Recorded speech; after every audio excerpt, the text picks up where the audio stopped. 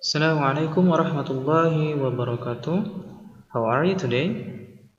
I think you are so very good and very well. Okay, before we start the lesson today, let's say basmalah and pray together. Bismillahirrahmanirrahim. Raditu billahi rabba wa bil islami dina wa bi Muhammadin nabiyyan wa rasula. Rabbi zidni ilma warzuqni fahma waj'alni minas salihin.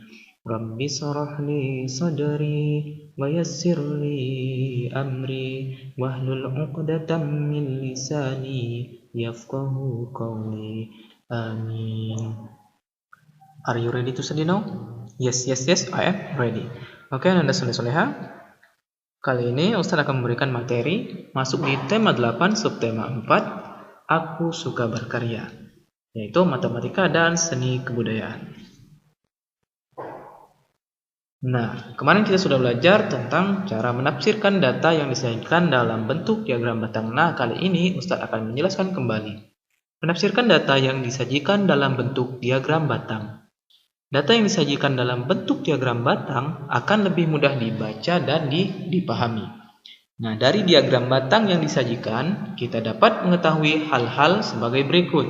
Yang pertama yaitu data tertinggi, kemudian yang kedua data terendah.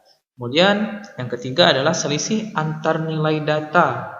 Kemudian yang keempat, jumlah antar nilai data. Dan yang kelima, jumlah seluruh data. Kita lanjutkan. Nah, perhatikan contoh berikut. Anggota pramuka akan melakukan kegiatan kerja bakti bersama. Nah, data jenis alat kebersihan yang dibawa siswa adalah sebagai berikut. Perhatikan pada gambar. Nah, di sini ada sapu lidi, sapu ijuk, kain pel, dan kain lap. Kemudian banyak alat yang dibawa. Sapu lidi ada 4. Kemudian sapu ijuk ada 10.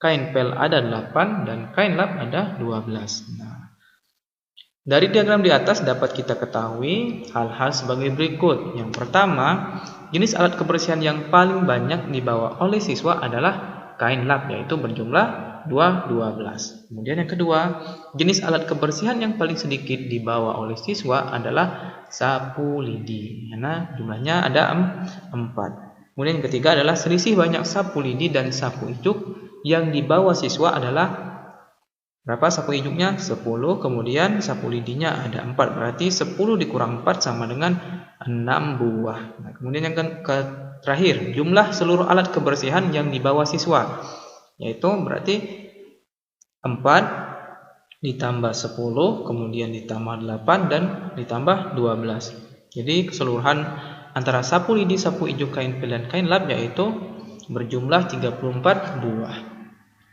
Baik, kita lanjut.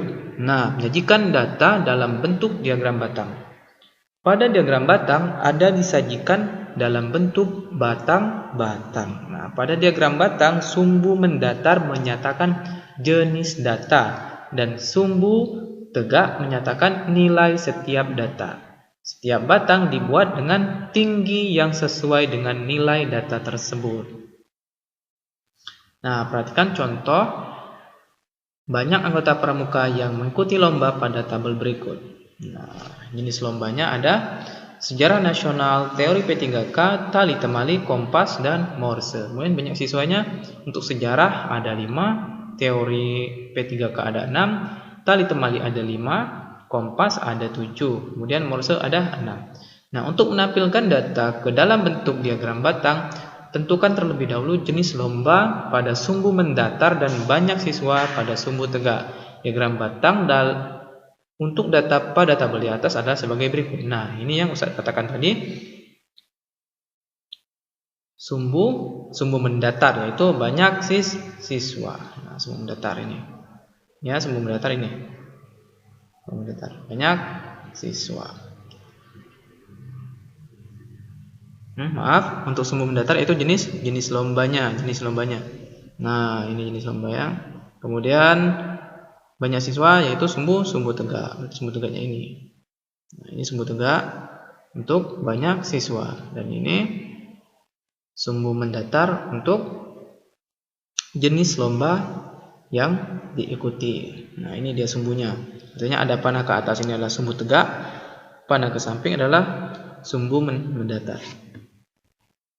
Nah, membaca data pada diagram gambar, selain diagram batang, sebuah data dapat disajikan dalam diagram gambar. Nah, ternyata selain diagram batang, data juga bisa disajikan dalam bentuk gambar. Nah, perhatikan contoh diagram gambar di bawah ini. Nah, ini sebagai contoh nama siswa. Ada Beni, Dedi, Komang, Fitri, dan Dina. Kemudian banyak tanda kecakapan khusus. Nah, di gambar ada bintang 4, kemudian bintang 2, kemudian bintang 3, dan bintang 4. Nah, dari diagram di atas diperoleh informasi sebagai berikut. Yang pertama, Beni dan Dina. Coba lihat, Beni dan Dina berjumlah 4 tanda kecakapan khusus. Kemudian Dedi memiliki 2 tanda kecakapan khusus. Ini berarti yang paling sedikit. Kemudian Komang dan Fitri memiliki 3 tanda kecakapan khusus. Berarti sama 3. Coba kita lihat berikutnya. Menyajikan data dalam bentuk diagram gambar. Nah, langkah-langkahnya adalah sebagai berikut. Yang pertama, tentukan banyak setiap jenis data. Ya. Kemudian, tentukan gambar yang sesuai untuk mewakili data. Kemudian yang ketiga, tentukan banyak data yang akan diwakili setiap gambar. Kemudian yang keempat, sajikan diagram gambar sesuai data. Nah, baik, kita lanjut. Perhatikan contoh berikut. Data banyaknya origami yang terkumpul setiap regu pramuka terlihat pada tabel berikut. Yang pertama yaitu nama regu.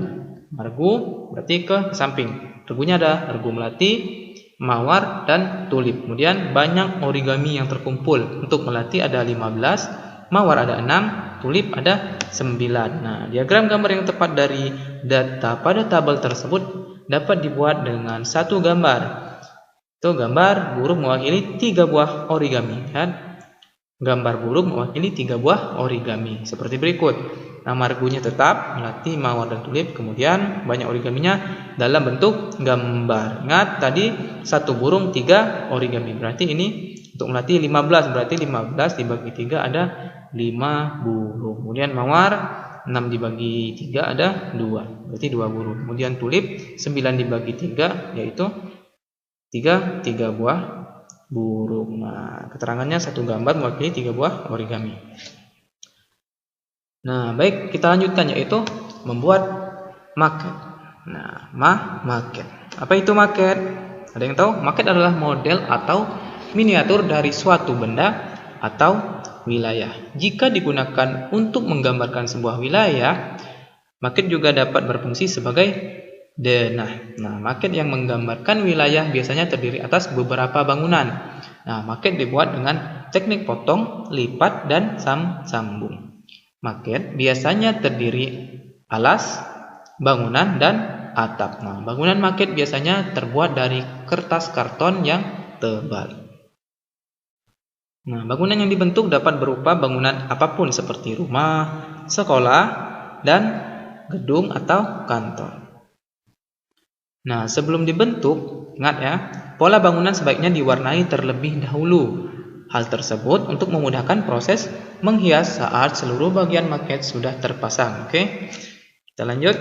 Nah, alat-alat dan bahan untuk membuat maket adalah ini yang sederhana. Yang pertama itu kardus bekas besar dan tebal. Kemudian pensil, penghapus, pensil warna, spidol, cat air, penggaris, gunting, dan lem. Ingat ya. Nah, berikut adalah hasil karya maket, diantaranya adalah sebagai berikut. Nah, ini adalah rumah yang terbuat dari kardus. Nah, lihat kayunya kan. Ini semua Anda soleh-soleha bisa membuatnya untuk hasil karya maket. Baik Anda soleh-soleha, mungkin itu yang bisa Ustaz sampaikan untuk pagi hari ini.